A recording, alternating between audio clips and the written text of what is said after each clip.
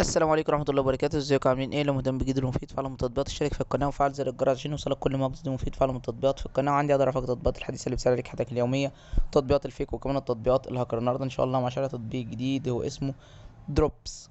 التطبيق ده مساحته 172 ميجا، حمله اكتر من 5 مليون شخص.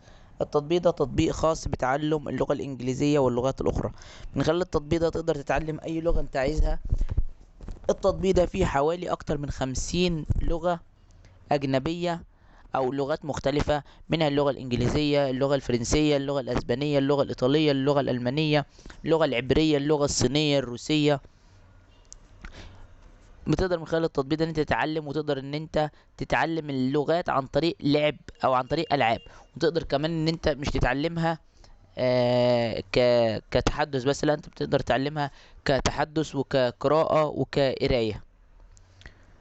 تقدر تختار الوقت اللي انت عايزه ان انت تتعلم فيه.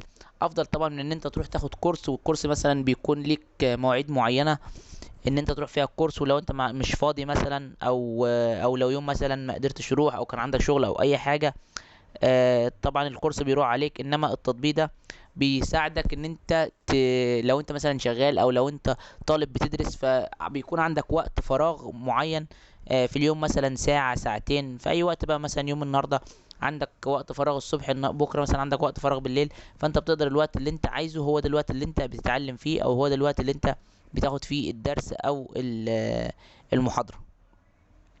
ده كده يعتبر الغرض من التطبيق وفايدة التطبيق. مشكلة التطبيق ان هو بيتضمن اعلانات وبيطلب منك الاشتراك وشراء التطبيق.